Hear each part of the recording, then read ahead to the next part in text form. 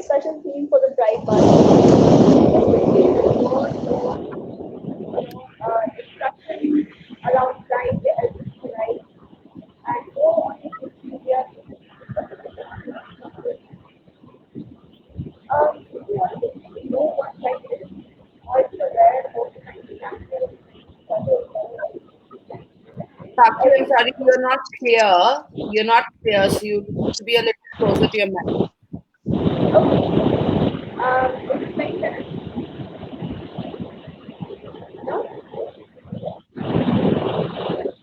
A lot of background noise.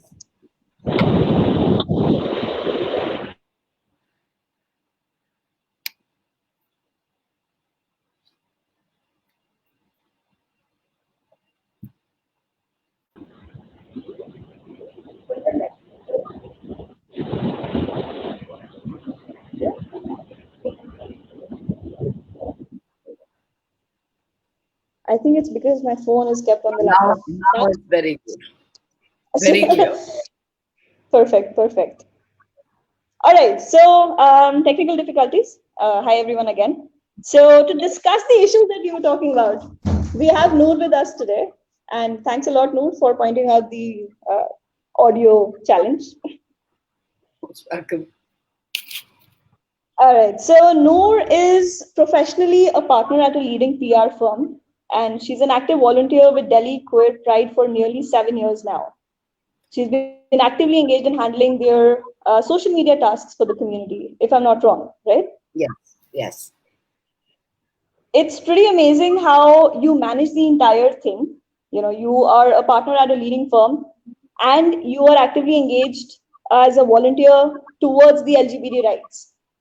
How do you manage your entire day? Like, how does it work? What does your typical day look like?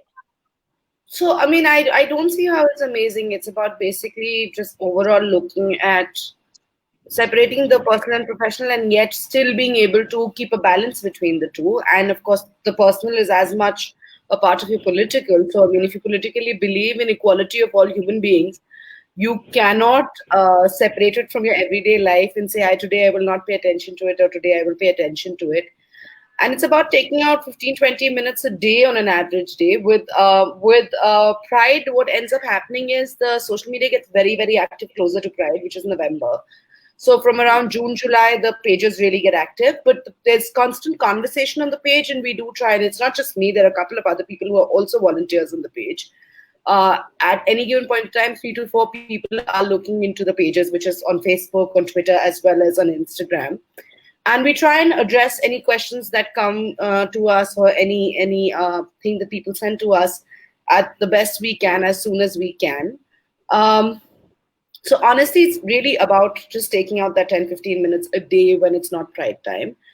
And closer to Pride, we balance it out. So if a person is handling one channel or putting up one important post and answering questions, the other person will take over. We all speak to each other and figure out who's available at what time to be able to take over the pages and just ensure that every query is answered. Like through the year, people from India as well as internationally do write into us asking us what are the Pride dates.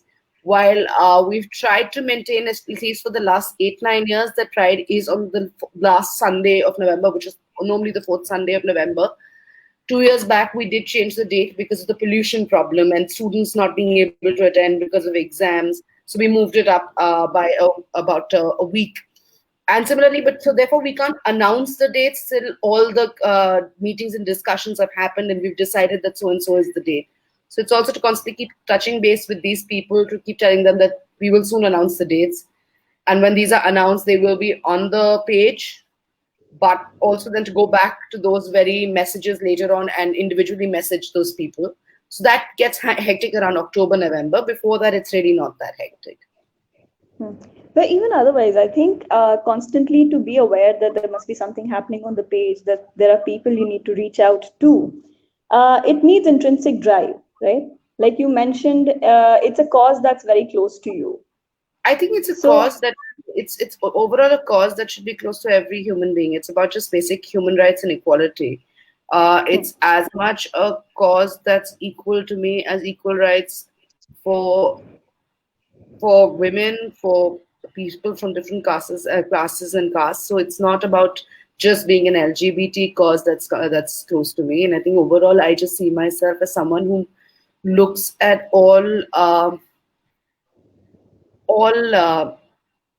all human beings as one. You Hmm. cannot be differentiating, and I have a problem with discrimination overall. So I honestly don't find it a task in any way. I find it actually very easy to do. It's very intrinsic and what do you say? It comes very naturally to me that I can jump between pages and handle and answer because it's the Hmm. least I can do. I can't be on the street protesting every day. If I could, I would do that. I do it as often as I can, but this is the least I can do. So if it means if by handling a social media page or using my own social media, I'm able to spread awareness even to a small segment of people, and I feel that it is worthy of something that I could do. Hmm. I believe you are engaged. Like you said, it's just about being close to human rights. It's not one specific community only. So you No, are it's not. engaged with another community that's working towards maintaining the secular thread of the country also, So I right? also, I mean, it's not been as active recently as it has been in the past, and I mean that's also because the pandemic has actually put all of us back on schedule. So I also, I'm a part of a collective called the No More Collective. I've been with them also from about 2014. Again, we work on putting out information on all that is happening in the country, whether it's caste related, whether it's class related, whether it's communalism.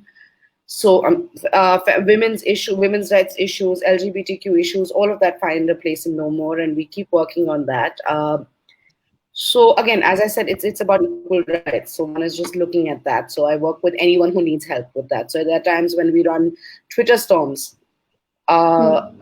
which are running tweets which are maybe against a policy a government has taken out or something that has happened, someone who's been arrested. So when the activists were arrested, we ran multiple Twitter storms across India, and we timed them in such a way that um, in India they ran from about 7:38 till about 10, which was a timeline by which Europe and America started waking up, so then they could become global storms. And these are all volunteer. Everybody who's on this are volunteers, people who really believe in a cause or believe in what they're doing. It's There's no monetary gain, there's no fame gain in this process. It's only about belief.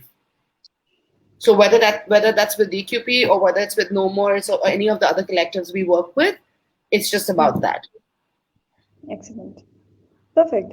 I'm going to go back to the kind of challenges that people from the LGBT community specifically face, right? Literally every day. I know a couple of folks who came out to their parents, who were preparing to come out to their parents, but they had to prepare for very small things like what if I'm disowned? What if they kind of think I need therapy or they send me in for treatment? And those kind of cases happen, right? And I'm talking about very aware, affluent, educated members of the family in cities where there is a lot of visibility also of LGBT rights. But still, there is a lot of trouble when they're trying to disclose or speak about their orientation to the parents. What was your coming out story like? Actually, honestly, very easy in comparison to everything I've heard, and I'm very grateful to my family because I think my family altogether, I wouldn't call them progressive. I'd call them, yes, there's of course a level of privilege and education that is there. I think for them, the biggest priority was my happiness. So while for them, to say that I just came out to them and they all understood and hugged me and said, "Yay, let's all celebrate." No, it was a Hmm. journey. It's at times it's still a journey because we are still trying to adjust to what, according to them, they can't understand. But I didn't face discrimination, and I definitely wasn't scared of being disowned or thrown out of the house. Um, so I was very lucky, and that's all I can say. And which is why I think for me to be out and be very open about my sexuality comes in from the fact that I know my family is standing by me. Priority for them has always been if I am happy, whatever makes me happy, and Hmm. also not caring a damn what a third person who's not family, not someone who loves me has to say. So what the society feels, their problem. My Hmm. family is very clear about that. Um, I was talking to somebody yesterday, an older parent, and this is what we were talking about because the gentleman had been very comfortable when his child came out to him, and he was like, I don't understand how others react the way we do. And we were talking about the fact that overall, a lot of times, I think parents don't react necessarily out of hatred towards their child. It comes from the fear of the world we live in. We have to remember that 377 as a law, which actually had a problem with homosexual sex and not with homosexuality. It was very Wow. important to remember the law spoke primarily about sex against the law of nature, non-penovaginal sex. Not, it was an old Judeo-Christian law that was in place, but did not ever have a problem with homosexuality. There was no concept of that. Uh, allowed more than people, more than what do you call it, more than arrests and all of that. It allowed people to be harassed very easily, and the fear of that harassment is also what put in fear, made it difficult for people to come out of the closet because you could always be threatened. And a lot of parents, I think, react out of that fear. They can't, and they don't know how to deal with that fear. I know for my mother, for the longest time, her biggest fear was, how will I deal with the world? Given how Right. open I am, how will I deal with the world? Because still she's alive, she's around, the family is around, they're there to protect me and stand by me. And what if tomorrow I don't find someone who's as open as me? Now, that's not a fear that comes out of hatred or not being able to understand. That's a fear that comes out of love, out of the Absolutely. desire to protect a child. And to add to it, we are a very patriarchal society. Patriarchy cannot, under any circumstance, accept homosexuality of any form because it defies the very notion and the balance that patriarchy works on, which is man, woman, And the woman is, non-equal partners. Marriage yes. and partnership is about procreation. Now, all of that gets completely negated the minute any kind of non-sexual relationship can be spoken about, romantic or sexual relationship is spoken about. So, all of that is there, plus religion. Every religion talks about man, even though some religions may not openly say that homosexuality is forbidden, but it is constantly re-emphasizing on the fact that man and woman are equal partners. They have Correct, to be correct. partners, they have to procreate, they are the basis of a family. So we all also have to understand that beyond a point, parents at times are also conflicting with a lot of these notions that they have grown up with. Uh, they're scared. When you don't understand something, you're going to either make an effort to understand it or you're going to be petrified of it because you can't Right. understand. Majoritarianly, people are petrified, and therefore, in that fear, in they turn around and lash out. Does that mean it's okay? No, it's not. There are people who commit suicide because of conversion therapy. There Right. are people all over this world, let alone in the country, who have lost families, who've lost homes because they decided to be honest and come out to their parents, and they've lost all of that. But to turn around and only look at it from the view of saying, oh, why couldn't parents understand? It's about also looking at psyche at times, I think, also. Um, and all of these beliefs are honestly separate of your social strata. All Right. of this really separate of your social strata. Social strata, I have found, has no impact because you will find this kind of discrimination in the richest and the most educated and also in the poorest and the most marginalized. So I think it is all about mentality and it's also the lack of awareness. Because this whole idea of unnatural, abnormal, all of that has an impact which also plays on people's minds. You and I, when we were growing up, how much did we know about queerness? I don't think Nothing. there was anything, let alone in I will school. be honest, I don't think I was very open and accepting initially when I learned about a couple of friends or few close people coming out. And it was an entire unlearning process. You know, you unlearn what you have been taught or you've been fed all this time, and then you pick up something new. You make yourself aware, or you learn, or you just become more accepting, or Be like, hey, I'm me, you are you, and then that's that. But also, that is an advantage you may have had because of the generation you're born in. Exactly. The access to the internet, which allows you to not have to ask anybody questions, but at least Google things. Hmm. We should all be grateful to Google for doing that for in our lives, that we don't have to ask people questions, which is also very bad because people make very, very stupid mistakes because of that. But We'll come to that. that is not something our parents or our grandparents had Yeah. the advantage of, or had the privilege of having, to be Hmm. able to have a non-judgmental app that would give them answers to their questions. So if they did not Absolutely. understand the fact that why do I, for them, a lot of times, a lot of parents see homosexuality or bisexuality as as a choice. And how do you explain to someone that it's not a choice? Choice. It's not a choice. Just the way for people, heterosexuality is natural to them, and it's not about choosing between man or woman. You just automatically like the person of the opposite gender. Hmm. For someone who's homosexual, they automatically like someone of the same gender. For someone who's bisexual, they automatically like someone of both genders. And Yeah. it goes on, and it's natural. You have no control on it. You Yeah. can't turn around and say, nahi, nahi, nahi, nahi, abhi nahi, abhi I'll only like man because I identify as woman. And that is actually where the biggest disconnect comes from. So I think it's all about just educating, and I think schools need to talk about it more. Then it makes it easier for individuals to come to terms with their sexuality. Yes. I think overall we need to find more support structures that come into place, that also make more space for individuals facing these problems to be able to find safe havens. While they exist, to say they don't exist would be wrong.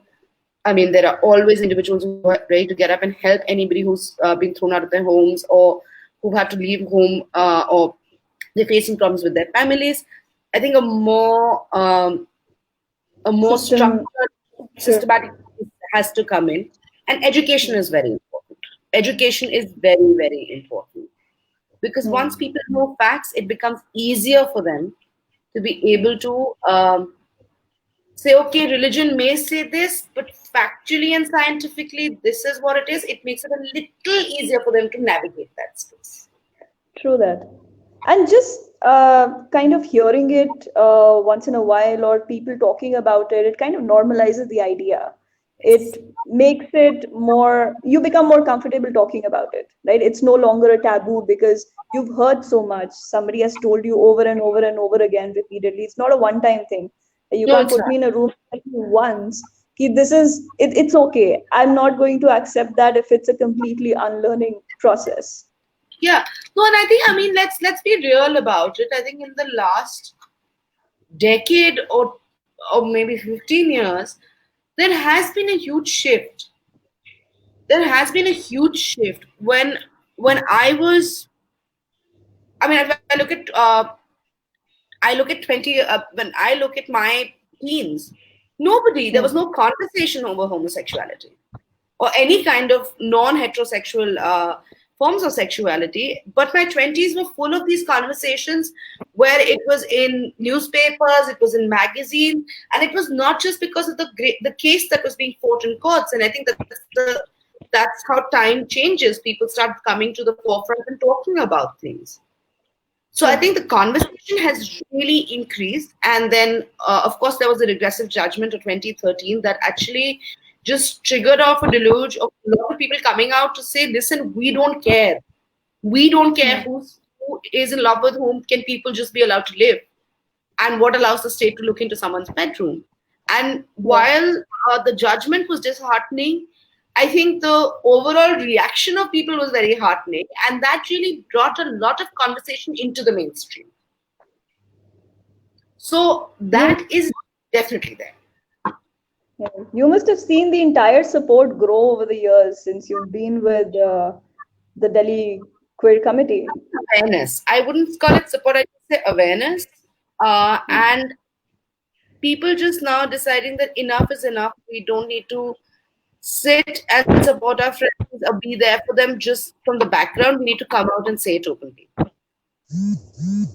So True. when in 2009 the High Court judgment came, it brought a lot of conversation to the forefront and Hmm. allowed people to start slowly coming out of the closet, opening up much more to friends who were not your bestest of friends, but even a larger space. And then the 2013 Supreme Court judgment came at a time where people just refused to go back into the closet. They said, "To hell with you. We're not going to do it.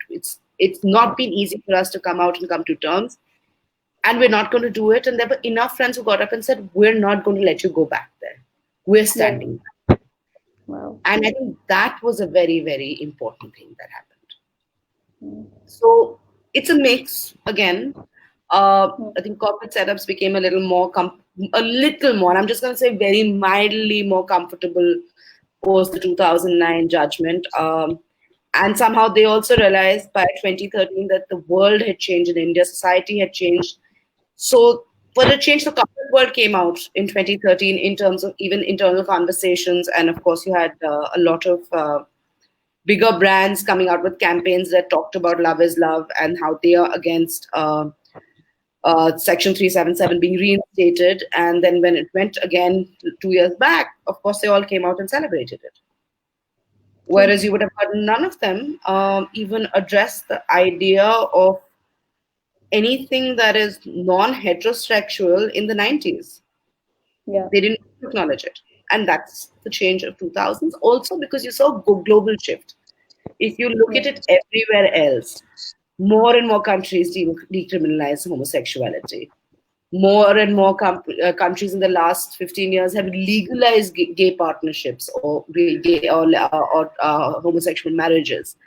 So I think all of that also, because at the end of the day, we are a global economy, we are a global society. One also has to look at what's happening in the rest of the world and try and match up to it to a certain extent. So there was, of course, that awareness that helped.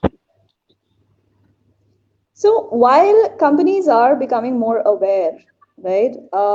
I think the people who are working over there are still the same folks, and it'll be a mix. And there are a lot of sometimes honest mistakes, sometimes not honest. It's just malicious. It's not respecting a person's rights.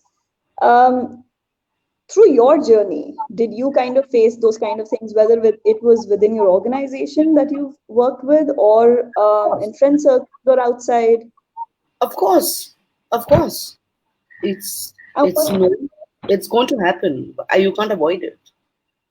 I yeah, mean, I've had some very, very interesting ones said to me, or very, very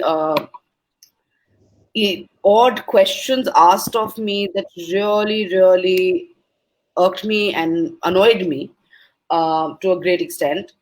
From why I choose to be attracted to women to how I've never found the right man, which is why I am attracted to women, to things like how do two women have sex, and I mean, less said the better. And these are all in workplaces. I'm repeating workplace conversation where, but you have to understand, while it's antagonizing and it irritates you, it also comes from a place of curiosity. hmm. There is an element of curiosity. Also, I think organizations did not know how to tell people that, irrespective of sexuality, these are inappropriate questions for a workplace. I mean, we're a True. country where even though the Vishaka judgment came out in the 90s, and after that, there's been a lot of work that's been done on sexual harassment at the workplace, we Hmm. still have companies that do not have sexual harassment policies. Absolutely. If they exist, they are so narrowly made that they only address a type of sexual harassment and not harassment altogether. Or it does not look at harassment that men may face from women, because obviously a man cannot be harassed by a woman, which is just the biggest misnomer. Um, so there is a lot of that. So I think that education level that was required for people to know what's appropriate in a workplace and what isn't has Hmm. now started happening. I've seen that over the last 5, 6 years, even actually just after the 2013 judgment, offices started making spaces that were queer friendly and allowed discussions and panels to happen within workspaces so as to address overall these concerns. They stopped expecting, and I can't speak for all offices. I mean, I can say this about a lot of places I worked in, and I've in a career span of 15 years worked in just too many offices altogether. I think I'm on my 14th job or so. So, I mean, I have seen that difference that there has been a lot more conversation and space for conversation. It's still, there is a lot of navigation that is required, but that is happening slowly. And awareness has started coming. So from a representation perspective, right? Of course, it's overall very, very low for the entire community. But for a trans person specifically, right? Somebody who's conforming to their gender identity since birth would probably face relatively like better opportunities at organizations Can't even as compare it. compared. You can't even compare it. For me, because I conform and identify to my gender assigned at birth, which is female, I will, irrespective of my sexuality, be still here versus a trans person. Probably not even going to be here. And that's the saddest bit. You know, we keep on talking about the LGBTQIA plus community, and very often people forget the T. LGBTQIA will not be complete without T, and it is the T that suffers the most. There is the lovely Nalsa judgment that came out in 2013, along with a few days after the 377 regressive judgment. Yet, as a country, 2019 saw that atrocious transgender coming into place. And that just moved everything that was put in the 2013 judgment away.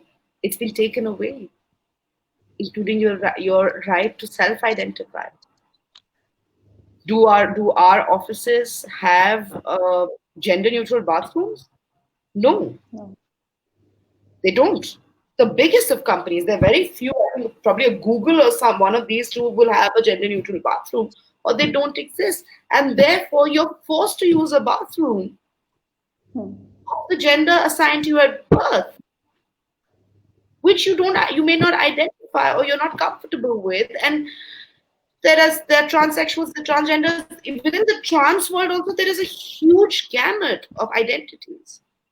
There's no conversation around it. Companies don't want to acknowledge it. You have a government that till last week was putting in a new station called She-Man. And it's only because of the furor made it rainbow. I mean, how atrocious is the concept of a She-Man metro station? What does that even mean? So I don't think so you can even compare. I mean, how many transgender people did you see in college with you and me? You and I are people who probably studied in elite DU colleges in Delhi and other states. Nobody. I think it's been about 8 years of work plus 3 years college. I don't remember as a co-worker or as a co-student, a fellow student. Now tell me. It is, yeah. So where do they get educated? So there's no space for the transgender person in this society. There's just none. And there is a lot of work that needs to be done. There is just, I mean, I can't even begin to fathom the amount of groundwork that needs to be put into place. And it has to be across. You look at government, you look at corporate, you look at individuals, you look at society as a whole. And that's, again, only going to come when education and conversation increases. And I think that does not exist at this point of time at all. I think the entire community overall, the awareness has increased, but specifically for trans, there isn't enough discussions There is, around. Yeah. there is still. I mean, I'd still say it's much more than it was, say, 10 years back. But it still needs a bigger push than I think a lot of the other variations within LGBTQIA. I Yeah. think the forefront has to be beyond the point trans rights, because that's where people suffer the most and they're the most marginalized. They're the most marginalized. They are completely looked through. It's as if they don't exist. You can't I'm feeling unsee them. But if you have a trans person next to me, you will choose to unsee them because I'm invisible. eyes, because I conform to a certain way that you look at it, and that has to stop. Yeah.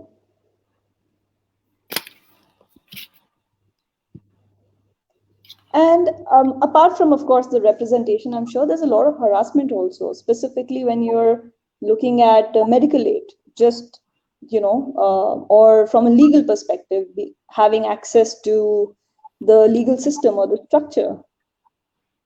When you conform to a specific identity, it's relatively easier, but when you don't, when it's away from what your normal is or somebody else's normal is, then you tend to deny some basic rights.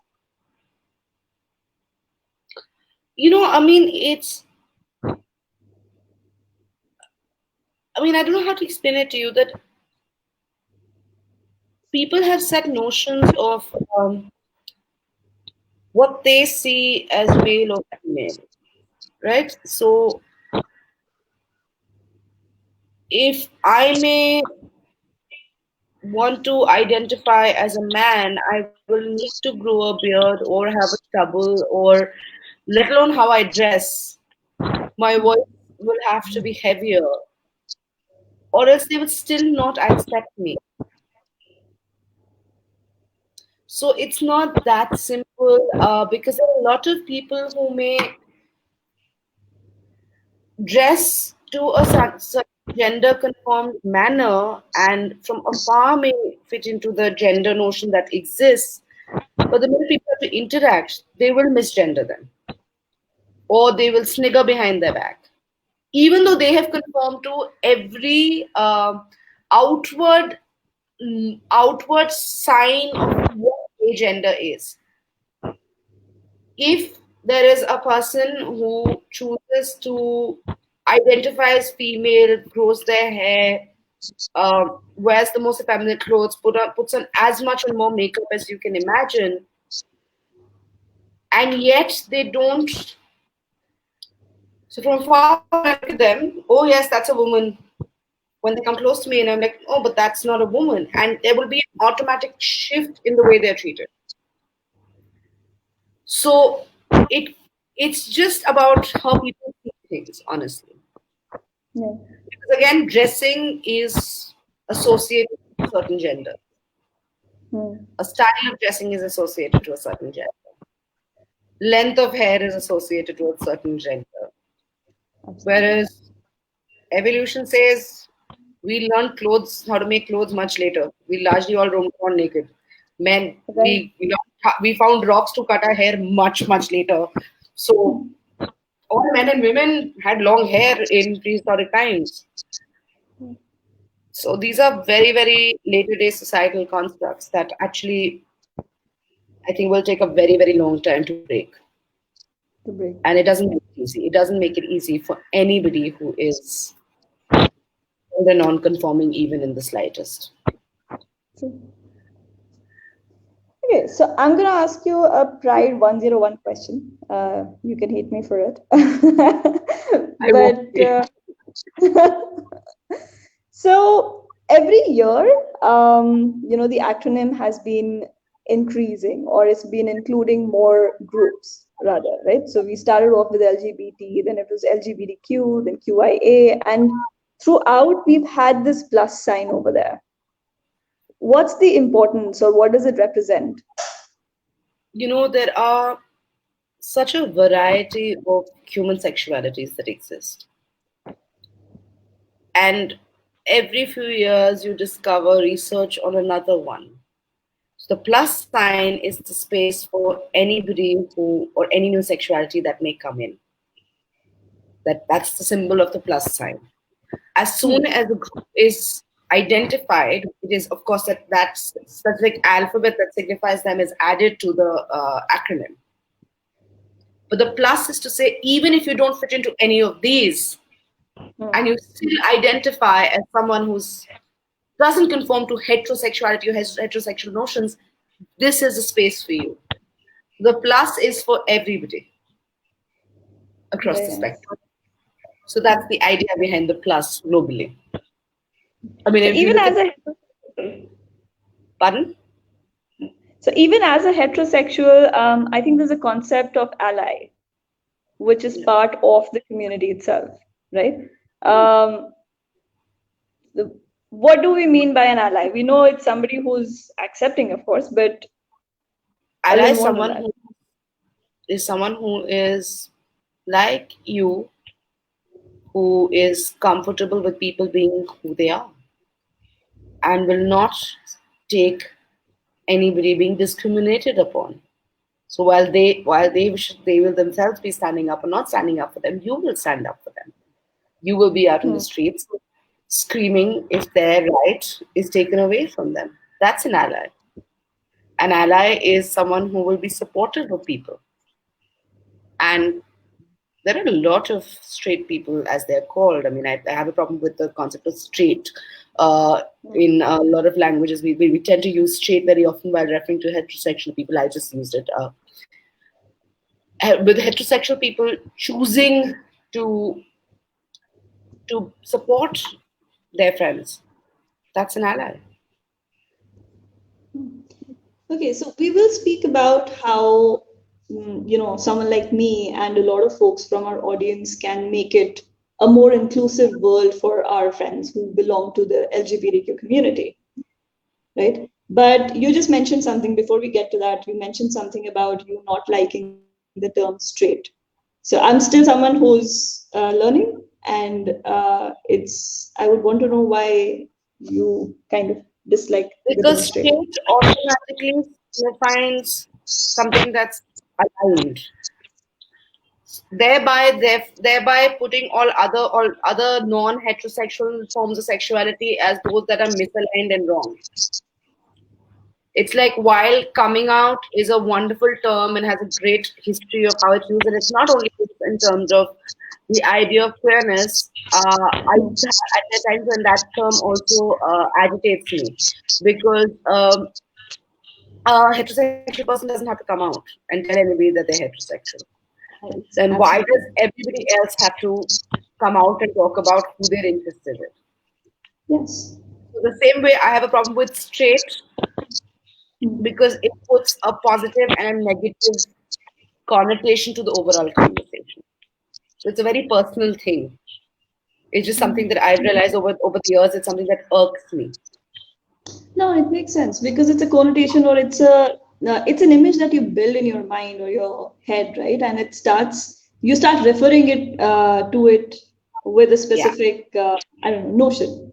And I completely agree with this specific thing also that you said that a heterosexual person doesn't have to come out. Like when I had to, I wouldn't ask someone about whether they believe in premarital sex or not, or what they do in their bedrooms, or who is it that they're seeing or dating or whatever. yeah. Similarly, I don't think somebody from the LGBTQ community either has to really announce their interest. But if they don't announce, they will not Hmm. be.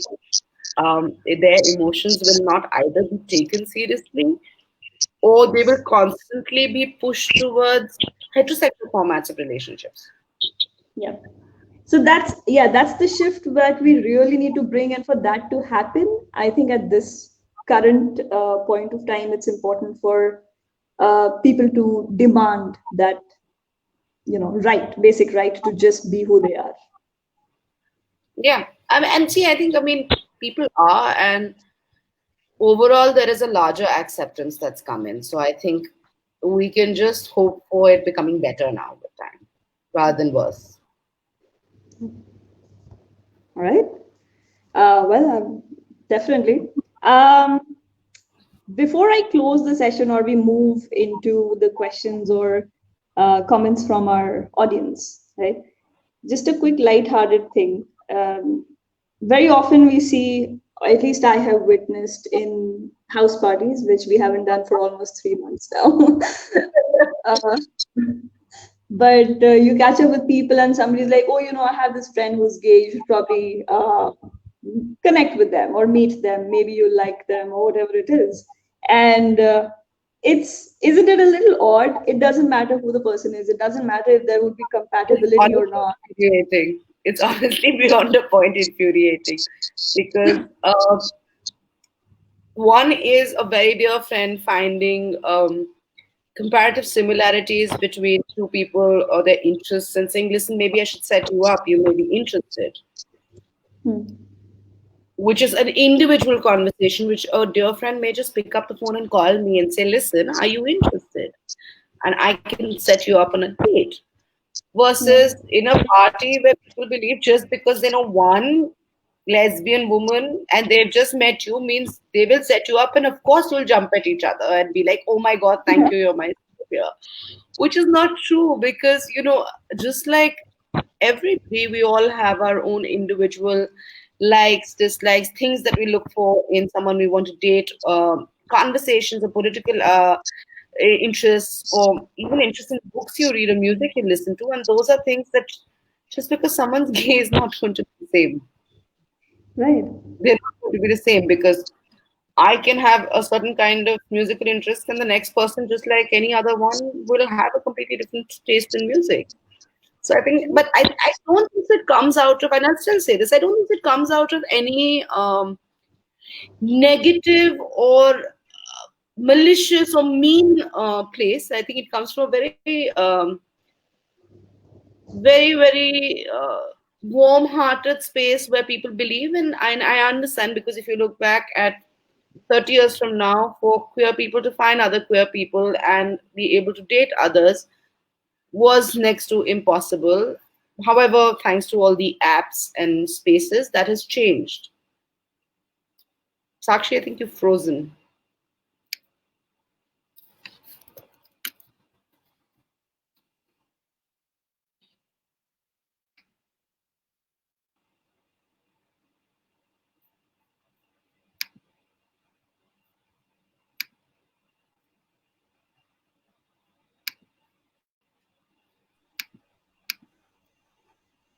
Hi, I think you froze. Yes. I'm So glad I yeah. I'm just saying that it's just, I think it just comes from a place, it doesn't come from a bad place. I think people need to stop doing that.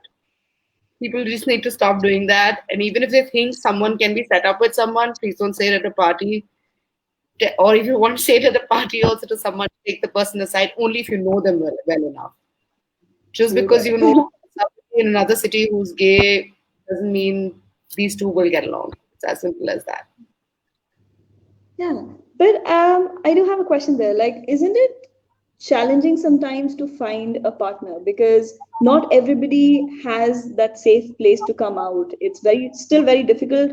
One, to even accept it to yourself, and then second, openly accept that you are gay or you're lesbian or you're, yeah. It's definitely challenging, but I think it's become much, much easier in the last 5, 7 years, and especially with the coming in of the all these apps.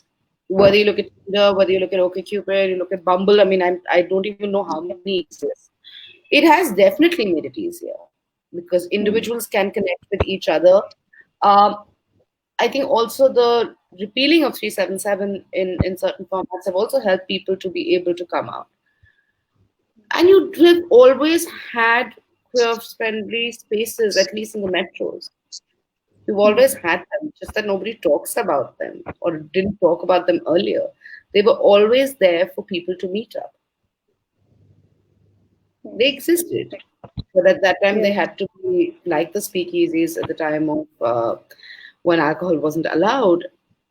They had to be quiet, but they don't have to be quiet. So I think it's much much easier to meet people, Much and easier. you invariably do. True.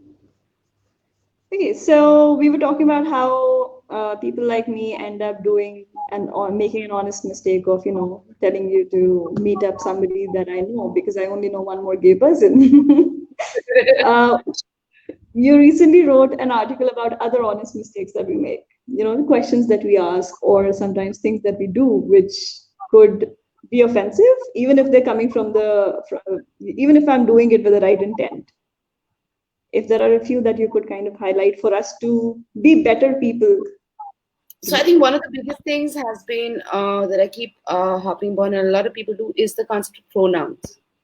Um, if you don't know someone, and even if you don't know if they are heterosexual or not, please don't decide what their gender is and start using a gendered pronoun. Just refer to them as they or them.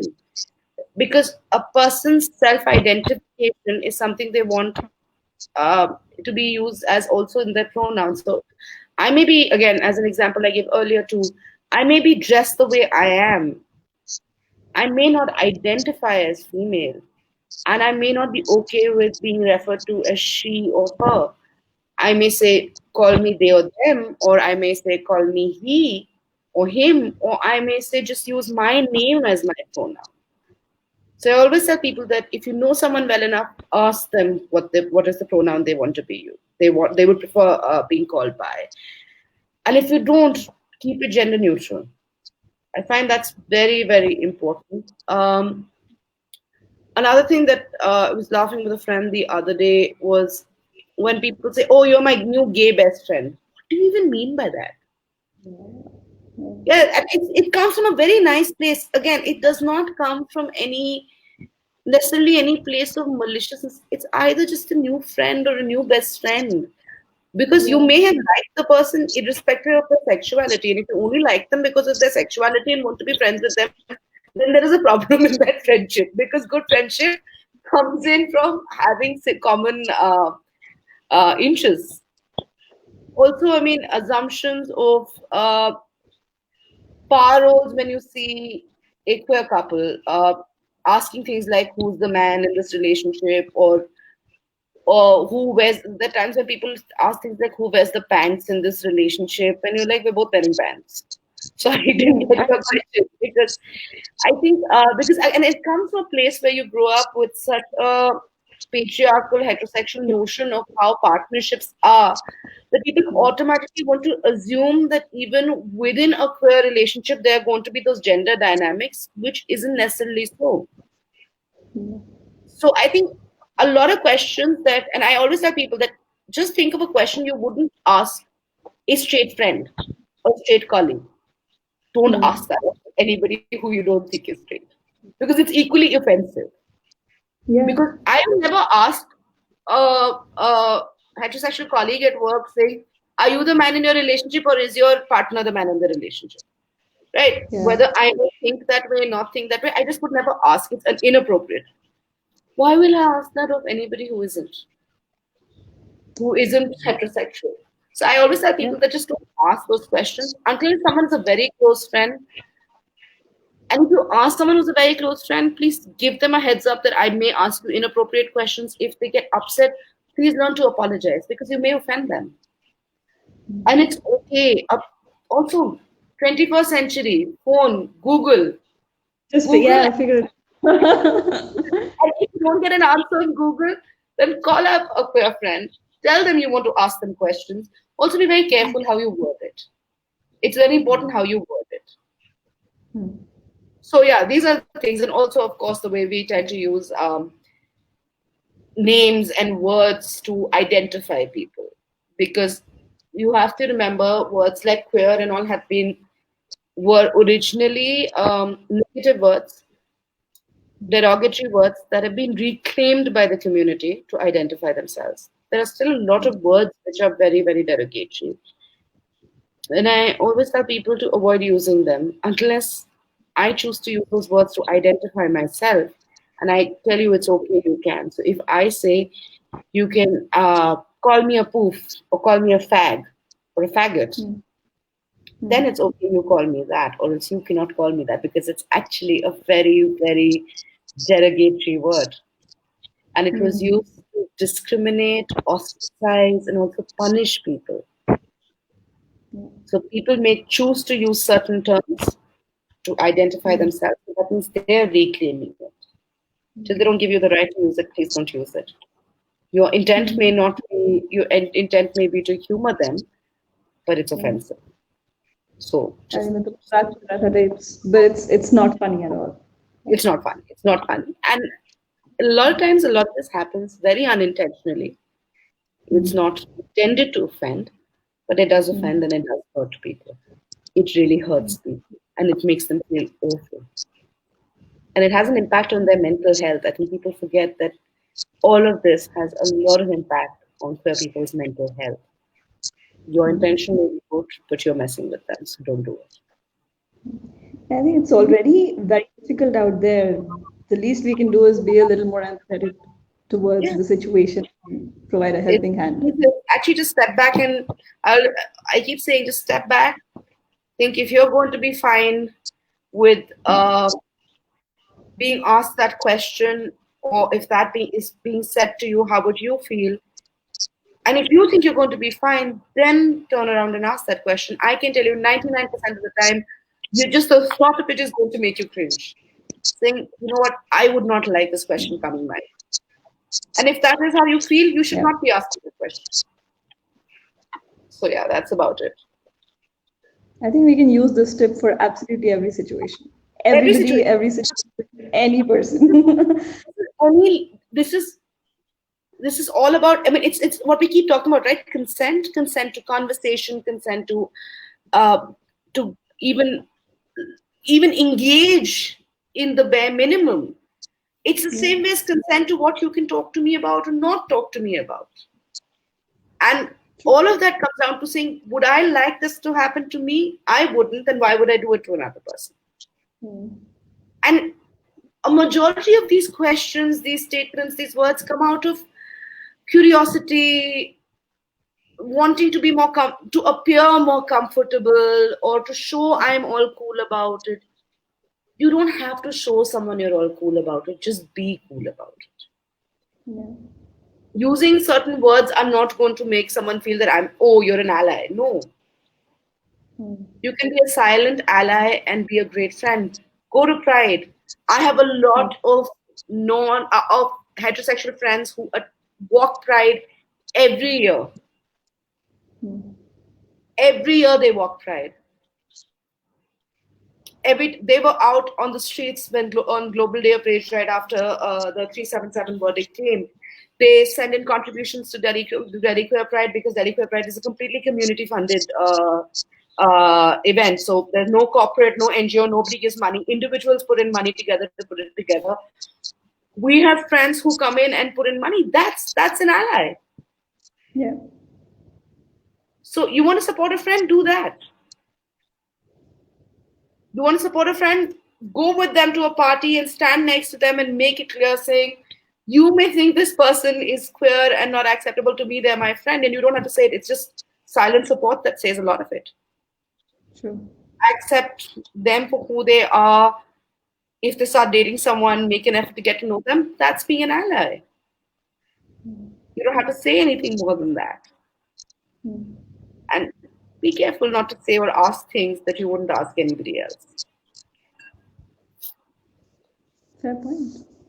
I think, just like you said, there are some things that are silent, or sometimes you want to look that you're cool with it. So there are a lot of videos that we watch, and one of them got me thinking on a very regular act that happens.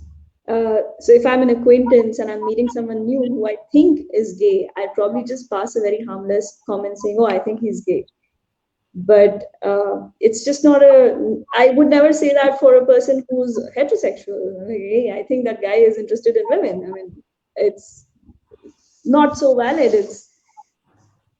It again comes down to that's why I keep saying that the whole straight and non-straight binary. This is what I was talking about. That is something that I find very odd. And again, your intent is in no way to be mean or unfair or malicious about that person. It's just an observation.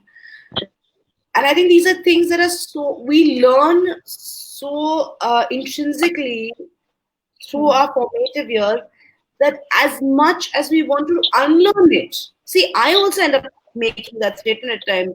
I just look at someone and say, probably gay. And then I have to correct myself, saying, not my business.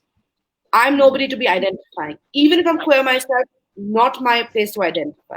I make that mistake. I end up saying something that's sexist and derogatory to women or men because it's so ingrained. Yeah. As a woman driver myself, I'm agitated when people think all women drive badly, but at times I'll be like, it must be an auntie driving. And that's just so wrong. And I have to then mentally correct myself, saying, no. And I think it's about Yeah. just unlearning. And I mean, I can tell you I'm in the process of unlearning. I still find something new and derogatory. I think of every second day and I'm like, oh God, I did not just think that way. I did not say that. And I think everybody learns this over time. It's about becoming conscious of it. And I think we're all slowly becoming conscious of it.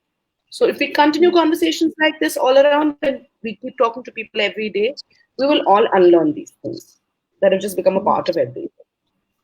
I think I need to unlearn calling bad drivers men. Like, oh, एक कोई आदमी चला रहा होगा. But I'm telling you honestly, I very often someone driving very badly or very slowly, and I said, "Pakka auntie ji chala rahi hongi." Then I'm like, no, as a woman driver, because every second man on the road who thinks that women can't drive also is calling you an auntie ji and has a problem with the way you drive, even though you may be within speed limit, right? Driving properly. So the point is, these are, and again, I have nothing against women. I mean, I love women, but it's just so inbuilt into our systems. So it's how you unlearn it. Or we'll say things like, minute की लड़कियों की तरह रो रहा है, या लड़कियों की तरह क्या रोने की जरूरत है. ये बहुत इंस्टिंक्टिवली आता है. हम बोलना नहीं चाहते, हम उस तरह सोचते नहीं है, पर ये चीजें हम लोग के रोजमर्रा की जुबान में फिट हो जाती हैं. और गालियां सब देते हैं. Every day this information has been fed into us. Every day we've heard these, statements. हो गया है कि मुंह से निकलेगा. I mean, look at our abuses. When I abuse you, intent is not against the woman, it's still against the person I'm abusing. But the guardian at the end of the day is related to female member of the family. Yeah. As a woman, I'm still abusing the mother or the sister. Simple as that, because that's more derogatory. So we have to make these mental, and I'm still learning. Again, I'm saying that I make these mistakes on a daily basis.